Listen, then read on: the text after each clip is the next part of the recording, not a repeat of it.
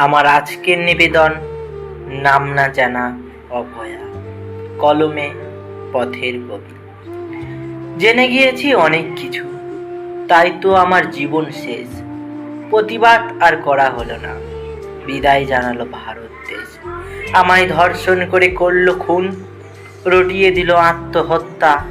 এর পিছনে হাত রয়েছে পুলিশের মতন অমন বক্তা। আমার দুই চোখেতে রক্ত বৃষ্টি, সারা শরীরে আরো কত। পশুর মতো মেরেছে আমায়, শরীর করেছে ক্ষত বিক্ষত। জেনে ফেলেছিলাম অনেক কিছু, কিছুই বলার পেলাম না সময়। অকালেতে জীবন গেল, মেরে ফেললো ওরা আমায়।